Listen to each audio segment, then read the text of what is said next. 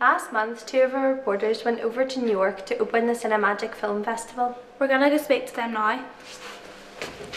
So I believe this was your first time in America. How did you find it? I think it really exceeded any of our expectations. The furthest I'd been was London, so to go to America was a big jump. The plane ride was really long and there was loads of security, but once you got there it was so worth it. So how was your time on Good Morning America? Well, we had had a late night the previous night, and so we had to get up at 5:30 that morning because we had to be in Times Square in the ABC studios at 6:30. So we were obviously jet lagged, but it was an early start, but just to be in Times Square was amazing. And the studio was in the middle of Times Square, really? Yeah, and there were already people lining up to see the guests on Good Morning America. So we felt very special, you know, we were allowed to walk through everyone and get in through the door. So we got in and then we went to the green room for breakfast. That was the first place we went. And we got a nice bit of breakfast there. And the green room is where they keep all of the celebrities and the guests that are supposed to be going on that morning. So that's where we first got introduced to everybody, and we met most of the crew, and we just got a good wee chat with them. And they were all so lovely, and they were just so welcoming, and that was really nice as well. And then Chad, who we went over with, who actually got us into the ABC studios, we have links with his college in Pennsylvania. He's a lecturer in Messiah College. So he had a friend, Caitlin, who is a producer of Good Morning America, and this is how it all worked out. And so she came and brought us onto the set, and we saw the presenters, the anchors of the show, Robin Roberts and George Stephanopoulos. So that was really cool, and even just the amount of cameras on the set. And the lights, you should have seen the amount of lights there were on the roof. I would say there was about... it was lots of them, hundreds and hundreds and hundreds of these lights on the roof. And afterwards we got to meet Robin Roberts, and that it was really nice to have a chat with her. She was so just friendly and bubbly, and on camera, she was she was herself on camera as well, which is really nice about her, because some people appear different on camera, but she was equally as lovely as she was, and she was such a gig. She made us laugh. Did you meet any other celebrities?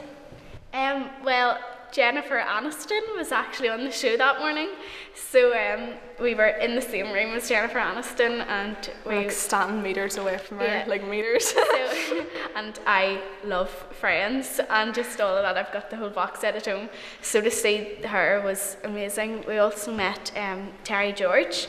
Met him on the Saturday, and we left New York on the Sunday with Cinemagic, and he was the director of Hotel Rwanda. So I'd seen that movie and stuff, and that was really great, so it was. How was your time on Sesame Street? Well, we arrived in Sesame Street, and we weren't actually on the set, but we got to see life-sized Bert and Ernie's, and that was really cool, and we got lots of pictures. But the producers of Sesame Street just gave us a talk, and we got to make our own wee storyboard. And that was really cool to see, and even seeing all the primary school children doing that, it was great to help out with that and just be part of it. Yeah, and the wee kids that came to that, with that was a Cinemagic workshop, and some of the wee kids with that were from the rougher areas of New York. They were from the Bronx, and so it was really good to be able to work with them. So it gave us a wee bit of insight about what goes into making programmes like Sesame Street, so I found that really interesting. So did you do any other workshops in New York? Yes, while we were over there, we went down to Brooklyn as well, and we did a workshop called the Imagine Workshop, and it took place in a homeless shelter, and it worked with all of these underprivileged kids. And for me, I think that was another one of the most memorable experiences, just working with them. And we'd been to Abercrombie and Fitch and Hollister just before that, and we were walking in with all of our bags, and honestly, I felt guilty. It was such an eye opener, and just to see all these wee kids were so happy, and they were so happy about everything, and we give them our cameras. And we came in with cameras, and they were just couldn't get over these cameras. And it was amazing. And one of the wee girls, I didn't even have my camera with me, I just brought my mobile phone, and one of the wee girls dropped my mobile phone, and the back of it came off, and she was so upset by this, and I was like, it's okay, but I think that was probably my favourite, my favourite experience while we were over there. What was the shopping like? It was it was brilliant. So it was, I think, just being on Fifth Avenue Unreal. was fabulous. We got into Tiffany's, so we did. So I love Breakfast at Tiffany's. It's like my favourite movie. So to be in Tiffany's was pretty amazing. And Tiffany's was really, really big. I didn't I just always expect just a jewellers, and everyone who I've been talking to is like, oh, it's just another jewellers. But I think what they did is they didn't go up all the floors, and there was the Tiffany's diamond. Mm-hmm. Oh, it was No, and they were all so friendly to you, you know, because they probably think, oh, in a big jewellers, these school kids coming, but they were all so nice to you. Everyone was And, lovely, just the whole general atmosphere Yeah. of New York. It was everyone was so yeah. friendly to you and so helpful as well. And we even got Mrs. Fitzgerald, our teacher, into Hollister, which was quite a big achievement, but yes. Yeah. I believe you're at a very special reception.